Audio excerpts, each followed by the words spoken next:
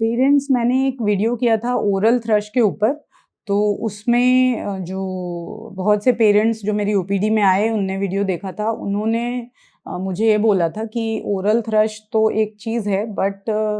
उसके अलावा भी उनके बच्चों को मुंह में छाले होते रहते हैं। जो छाले जो मैंने उस वीडियो में बताया था कि जो जैसे दिखते हैं ओरल थ्रश वाला जो है वो ऐसा नहीं होता है, प्रॉपर छाले हो जाते हैं, उसमें पस जैसा दिखता है बच्चे को और वो छाले हो जाते हैं और वो बार बार होते रहते हैं।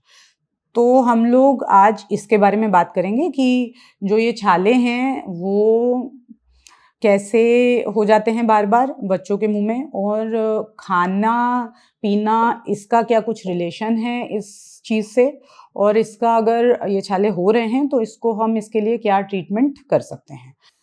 हेलो डियर पेरेंट्स, मैं doctor Priyanka Chaturvedi, Divyanka children hospital Bhopal से। देखो, अभी सबसे पहले अगर मैं बात करूं कि ये जो अल्सर हो जाते हैं उसके पीछे का एक बहुत ही इम्पोर्टेंट कॉज होता है, वो होता है कि एसिडिक एनवायरनमेंट अगर है माउथ में, या कि कब्ज है, तो या फिर कुछ ऐसी चीज़ें हैं जो ट्रिगर दे रही हैं म्यूकोसा को बार बार, उससे हो जाते हैं छाले। तो इसी चीज़ को लेकर के मैं बात करूँगी कुछ ऐसे फूड्स के बारे में जो हम नहीं समझ पाते लेकिन अल्सर कॉज करते हैं बच्चों में, ठीक है,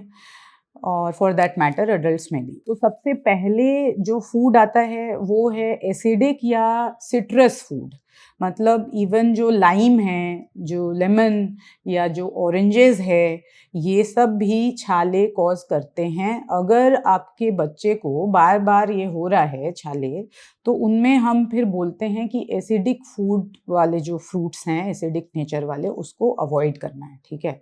तो पहली चीज़, ये लेमन लाइम ऑरेंजेस को कई बार हमें अवॉइड कराना पड़ता है जिन बच्चों को बार बार छाले हो रहे होते हैं, ठीक है।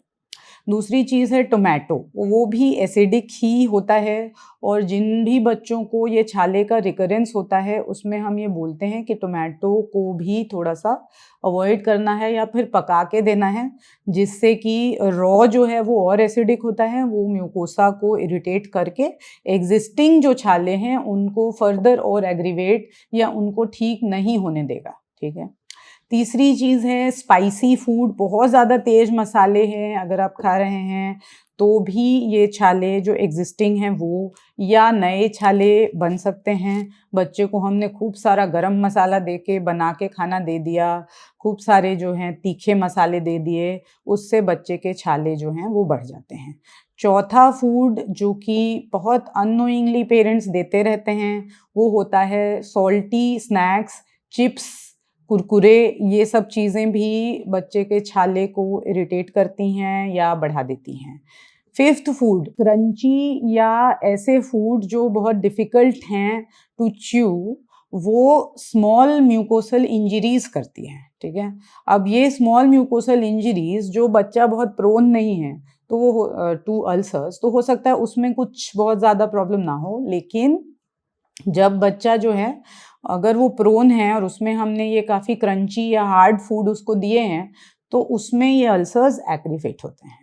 चॉकलेट्स जो हैं, अब चॉकलेट्स तो आप बोलोगे कि सॉफ्ट फूड है, ऐसे नहीं, चॉकलेट सॉफ्ट फूड है लेकिन वो अल्सर कॉज कर सकता है क्योंकि वो ट्रिगर कर सकता है एलर्जी को या एलर्जिन को, ठीक है। तो ये चीज़ जो है हम मना करते हैं कि अगर बच्चे को बार बार हो रहा है तो चॉकलेट ना दो। फिर फूड में ही जब हम बात करते करते ये सारे फूड तो हमने डील किया, एक चीज़ होती है कि किसी किसी बच्चे को ना स्पेसिफिक फूड से एलर्जी होती है,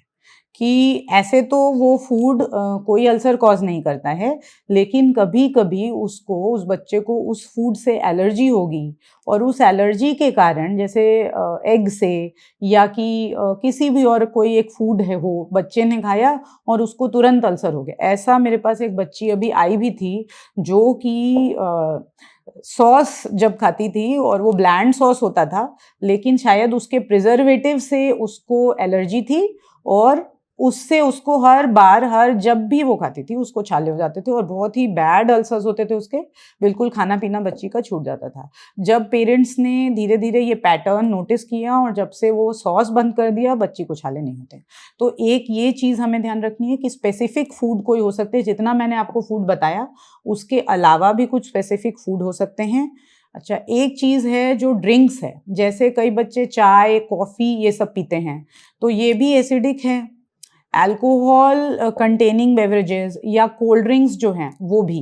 हम मना करते हैं ये सब देने से, क्योंकि वो क्या करेगा कि दो चीज़ें करेगा, एक कि ड्राई करेगा जो म्यूकोसा है उसको, दूसरा कि सलाइवा प्रोडक्शन को कम कर देगा ये, है ना, जिससे सलाइवा जो है वो मेरे म्यूकोसल लाइनिंग को प्रोटेक्ट करता है। अगर सलाइवा प्रोडक्शन किसी कारण से भी कम हो जाता है तो उसको जो है अल्सर बार बार होंगे, इसीलिए हम ये सारे ड्रिंक्स मना करते हैं। ठीक है, तो कुछ ये मैंने आपको बताए जो कॉजेज़ हैं अल्सर कॉज करने के।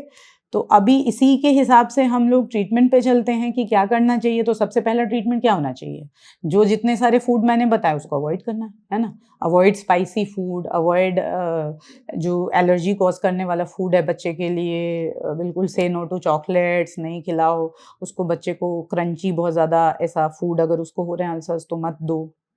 फाइबर इंट्रोड्यूस करो उसके डाइट में कि बच्चे को कब्ज ना हो, फाइबर वाला पूरा अच्छा खाना खिलाओ, है ना, जिससे कि वो डेली उसकी जो बॉवल हैबिट्स है, इंटेस्टाइनल हेल्थ है वो अच्छी है, तो वो भाई बच्चा जो है उसको अल्सर्स भी नहीं होंगे, उसको गैस्ट्रोएसोफेजियल रिफ्लक्स जो है वो कम हो, उस तरह का खाना खाने में हम बोलते हैं कि हींग का तड़का लगा करके बच्चे को खिलाओ, और बहुत ज़्यादा मिर्च वगैरह तो मिर्च तो बिल्कुल ही मत दो, और तेज़ मसाले भी यूज़ जो है लिमिट में रखो। ये सारे हैं जो हमने फूड के अकॉर्डिंग बोला। उसके अलावा मैं बोलती हूँ बहुत पेन होता है तो कुछ पेन रिलीविंग जेल्स होते हैं जो हम लोग बोलते हैं कि अप्लाई कर सकते हो, जैसे जिसमें कुछ हाइड्रोजन पेरोक्साइड या बेंजोकेन वगैरह जैसे रहता है, तो वो हम बोल देते हैं कि आप अप्लाई ही कर सकते हो, जो थोड़ा हील करा देगा, है ना। उसके बाद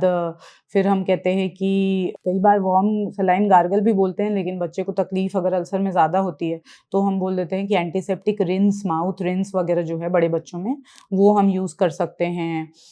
नॉर्मल टाइम्स में बच्चे का जो ब्रशिंग है वो 2 बार करना चाहिए है, ताकि उसको अल्सर्स हो ना, मतलब डेंटल ओरल हाइजीन मेंटेन करके रखने के लिए बोलते हैं 2 बार ब्रश कराओ, हैं, गार्गल करने वाली एज में बच्चा है तो गार्गल कराओ नॉर्मल टाइम्स में भी, है ना। तो ये कुछ हमको मेंटेन करना होता है। फिर हम बोलते हैं कि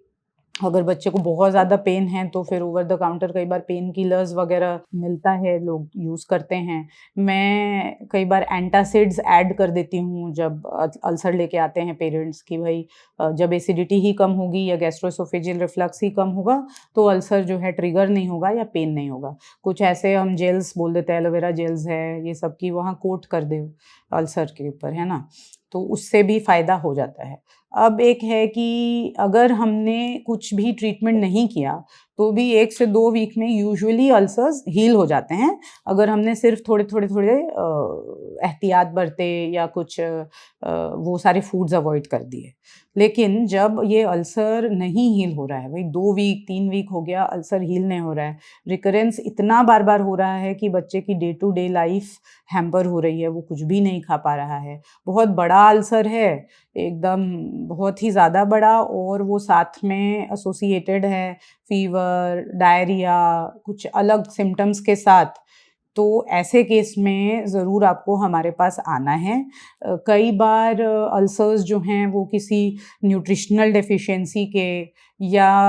कोई और अंडरलाइंग मैल एब्जॉर्प्शन के या कोई ऑटो इम्यून डिजीज़ के भी साइंस होते हैं, तो वो हम लोग डायग्नोज प्रॉपर्ली कर पाते हैं जब हम इन्वेस्टिगेट करते हैं फर्दर कि बार बार जब ये अल्सर्स हो रहे हैं और बहुत ज़्यादा नोटोरियस हो रहे हैं और बहुत ज़्यादा प्रॉब्लमैटिक हो रहे हैं, तो ऐसी सूरत में आपको ये मैंने कुछ रेड फ्लैग्स बताए हैं कि आपको उस वक्त हमारे पास आना है।